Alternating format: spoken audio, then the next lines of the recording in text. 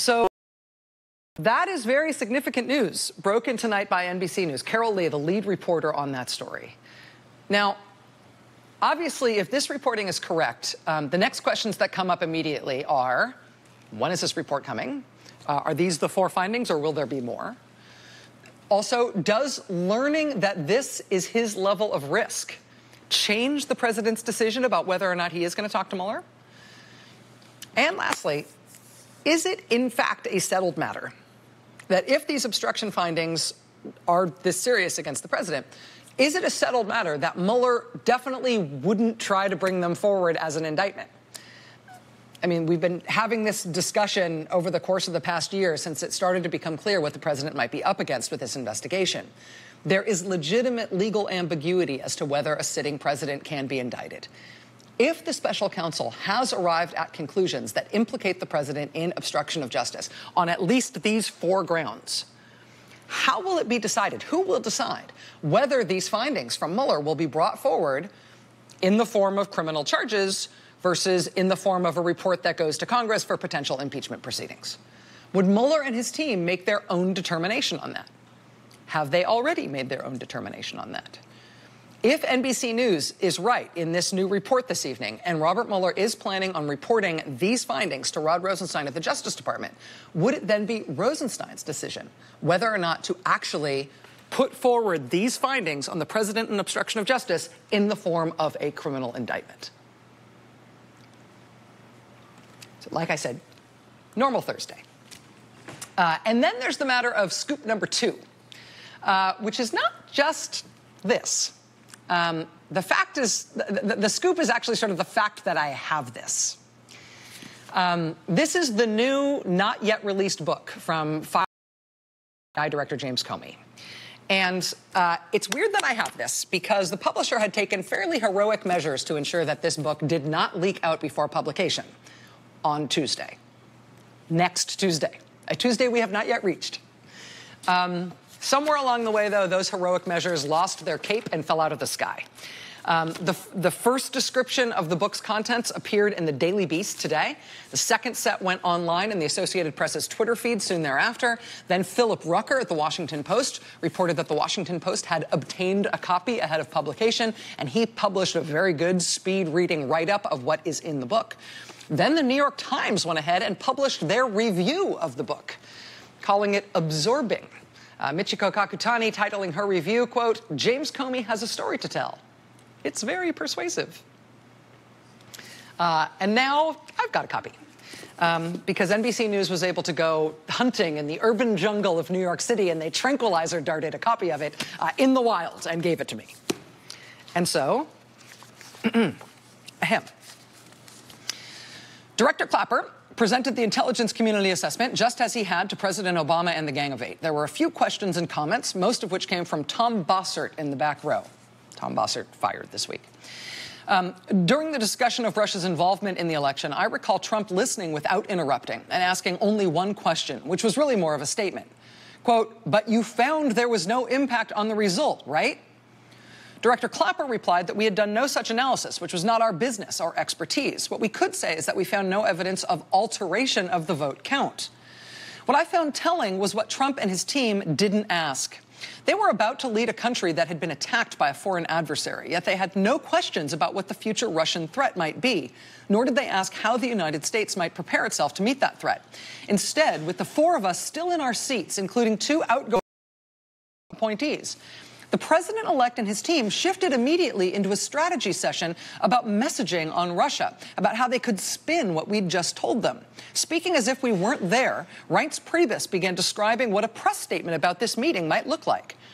The Trump team, led by Reince Priebus with Mike Pence, Sean Spicer, and Donald Trump jumping in, debated how to position these findings for maximum political advantage. They were keen to emphasize that there was no impact on the vote, meaning that the Russians hadn't elected Trump. Clapper interjected to remind them of what he had said about 60 seconds earlier. The intelligence community didn't analyze American politics, and we had not offered a view on that.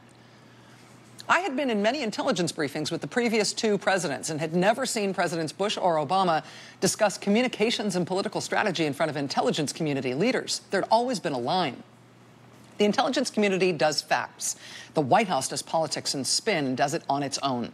The searing lesson of the Iraq War, based on bad intelligence about weapons of mass destruction, was never mix the two. I tried to tell myself that maybe this was because Trump and his team had little experience on these matters. Trump, of course, had no experience in government whatsoever. But in an instant, the line between intelligence and politics began to fade. As I was sitting there, the strangest image filled my mind. I kept pushing it away because it seemed too odd and too dramatic, but it kept coming back. I thought of New York Mafia social clubs, an image from my days as a Manhattan federal prosecutor in the 80s and 90s. The Ravenite, the Palma Boys, Cafe Giardino. I couldn't shake the picture. And looking back, it wasn't as odd and dramatic as I thought it was at the time.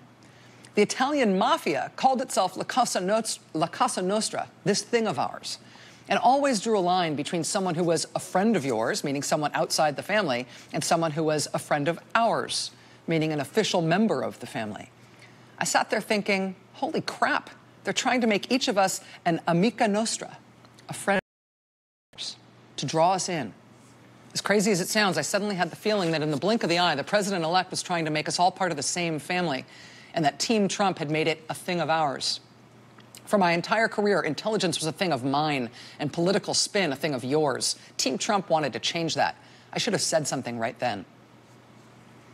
In that moment, though, I convinced myself that speaking up would be crazy. I didn't know these people, and they didn't know me. We had just served up "the Russians tried to get you elected."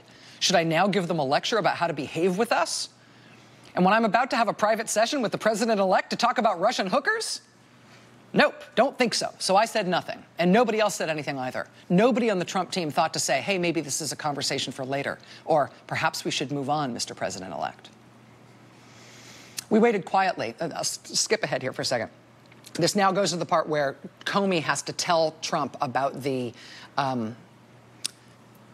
part of the Steele dossier involving the hotel room and the ladies and somebody drinking too much water. You remember that? Okay. We waited quietly while the others filed out.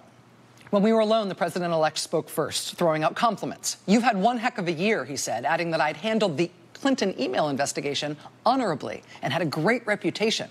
This was nice of him to say, and there seemed to be genuine concern and appreciation in his voice. I nodded in gratitude with a tight smile. He said that the people of the FBI really like you. He expressed his hope that I would stay on as director. I replied, "I intend to, sir."